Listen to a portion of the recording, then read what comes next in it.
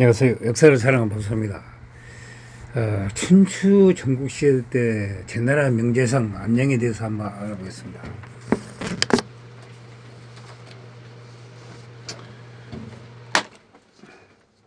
안녕은 기원전 500년 전국 춘추시대 제나라 제상입니다. 자는 중, 시호는 평, 안약의 아들로 제나라 레의 이후 사람입니다. 제 영공, 장공, 경공 3대를 섬긴 재상으로서 전략 검소하고 군대에게 기타람시 가능함으로써 유명하였습니다. 안평중 혹은 안자라는 전칭으로 불리기도 합니다. 안녕의 키는 6자가 되지 않는다고 사서에 기록되어 있습니다. 준다라의 한 자의 길이가 22.5cm이므로 6자는 135cm의 안녕 키는 겨우 140도 채 되지 않는 단신이었다고 합니다. 그러나 작은 체에 대해 커다란 연기를 갖추고 있어서 항상 사직을 최우선으로 생각하여 가난하였다고 합니다. 제나라 안에서 절대적인 인방을 얻어서 군주조차도 안녕을 함부로하지 못했다고 합니다. 또한 안녕 자신은 검역하며 송환 생활을 고집하여 고기가 식탁에 오르는 경우가 없었다고 합니다. 굉장히 드문 인물입니다. 그의 행적은 안자 춘추 자시전 사기 관원 열전 등에서 찾아볼 수 있습니다. 제 영공 26년 부친 안약이 병사하였습니다. 안양이 부친이 상대부 지위를 이어받았습니다. 이후 영공, 장공, 경공 3대를 섬기며 약 40년간의 그 정치에 보직하였습니다. 처음으로 섬긴 군주인 제 영공 때 도성의 여성 사이에 남장 풍습이 유행하였습니다. 영공은 이를 중지시키라고 금령을 몇 번이나 내렸습니다. 애초에 이런 여행의 영공의 비변에게서 시작된 것이었으나 영공은 금령을 자신의 비변에 적용하지 않았습니다. 당연하게 남장 풍습은 점차로 없어지지 않았습니다. 자신이 금령에 지켜지지 않는 것을 계에게 여긴 영공은 안녕에게 물었습니다. 안녕은 군께서 하고 계신 것은 소위 머리를 간판에 걸고 말고기를 파는 것과 같습니다. 궁정 안에서부터 그만두면 여행은 곧 없어질 것이라고 말하였습니다. 영공이 이 말을 옳게 여기고 그대로 시행하였습니다. 도성 내에서 남장 분수를 곧 찾아볼 수 없게 되었다고 합니다. 여기서 우두 마육 후에 변하여 양두 구유계란 고사성어가 생겨났습니다. 다음 때 군주인 제장공 때인 기원전 551년 진나라의 대신 최고의 귀족인 난영이 사계와의 건적투쟁에서 패하여 제나라에 망명해왔습니다. 장공은 난영을 기쁘게 받아들이고 그에게 힘을 빌려줘 진나라의 내부를 이용해 이익을 보고자 하였습니다. 이에 안녕은 크게 반대하였다고 합니다. 장공은 아랑곳 않고 난영의 복수를 도와 진나라를 공격하였습니다. 이후에도 안녕은 여러 차례 장공에게 간언을 올리나 장공이 이를 전혀 무시했다고 합니다.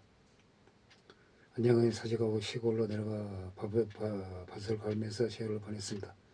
장공은 자신의 사부이자 자신의 즉위에 가장 큰 공을 세운 재상 체제의 미모의 처와 밀통하고 있었습니다. 이를 한 체제는 경다의 기원전 548년 5월 자신의 집에 장공을 초대하여 죄를 베풀고 죽여버렸습니다. 이를 들은 안녕 급히 도성으로 돌아갔습니다. 만약 장공을 애도하는 모습을 보이면 체제에게 죽음을 당할 것이요. 그렇다고 체제의 편을 들면 불충한 신하라는 악명을 뒤집어쓰게 될 판이었다.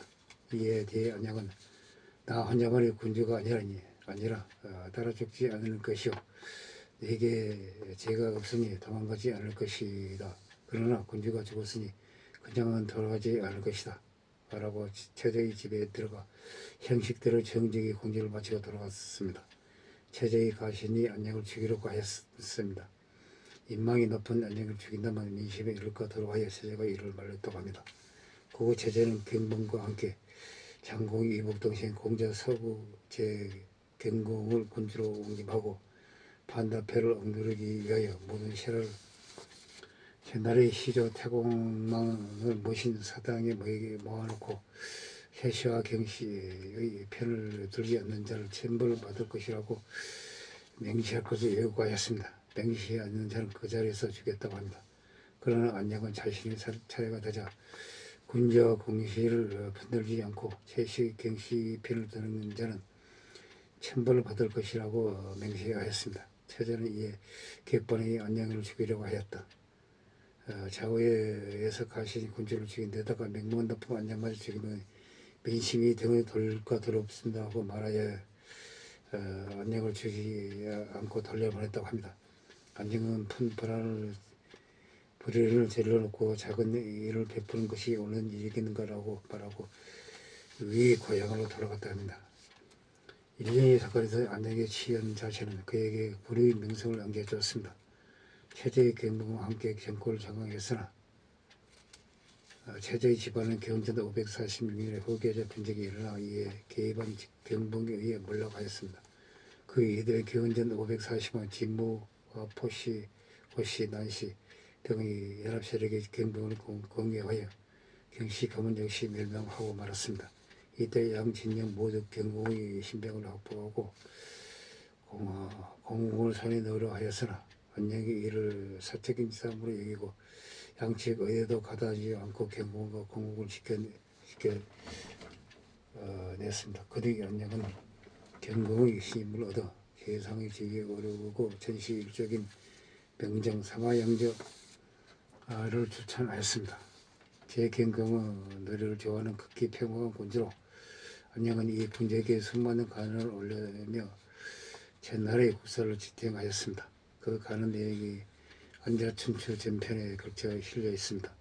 안녕은 내정 외교소를 뛰어난 전나라는 춘추 500의 필도를 한 제항공시대에 해당하는 제2의 전성기를 맞이하였습니다. 공자도 전나라에 인관하고자 하였으나 안녕의 반도로 이르지 못했다고 합니다. 견전 540년 진나라의 사신과 진평평곡을 안하고 진나라의 현신 숙형을 만나 여러가지 대화를 나눴습니다. 전시 진무 정결 부자는 백성에게 만난 일을 베풀어 민망이 두터니 안녕은 전나라는 전시의 손에 들어올 때 모르겠어라고 말했습니다. 이 말을 약 150년 뒤에 실현됐다고 합니다. 전시 전나라 또한 초나라의 사신으로 갔을 때 초영왕은 키가 작은 안녕을 어신에게 창피를 주고자 하였습니다. 사람이 더 많은 문을 닫아 걸고 그 옆에 개 정도나 통과할 수 있는 작은 문을 만들어 놓고 안녕에게 들어가려고 했습니다. 이에 대해 안녕은 개나라의 사신으로 간 자는 개문으로 들어갑니다. 실은 지금 천나라 대국으로 왔습니다. 이런 문으로 들어갈 수 없다고 했습니다. 이를 들은 영왕은 어쩔 수 없이 대문을 열어주었다고 합니다. 그러나 영왕은 이 정도 포기하지 않고 안녕을 알려는 자리에서 전나라의 출신이 도둑을 불러와 전나라의 사람은 이리도 훔친 도둑질한 일을 좋아하는 거라고 말하여 창피를 주었습니다. 안녕은 이에 대해 귀는 해수의 이남에서 귀이지만 해수의 이백에는 탱자가 됩니다. 이는 토지와 풍토의 차이입니다. 라고 반박하였다고 합니다. 전하에서는 도둑질을 하지 않았던 자가 천나라에 와서는 도둑질을 했으니 천나라의 풍토는 사람들에게 도둑질을 하게 만드는 것 같다라고 하는 말입니다. 과연 이 말에는 영양왕도 할 말이 없어 크게 웃으며 성인과 더불어서는 당면치는 게 아니라고 말했다고 합니다.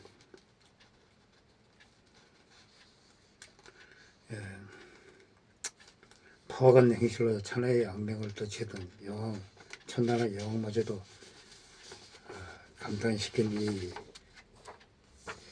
일화로 연령은 기구 전나라에 들어와서 더욱 명성이 높아졌다고 합니다.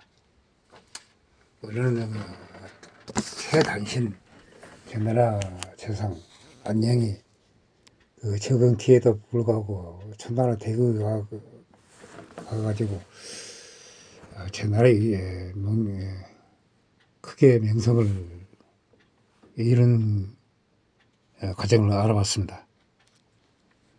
항시 부족합니다. 용서 바랍니다. 감사합니다.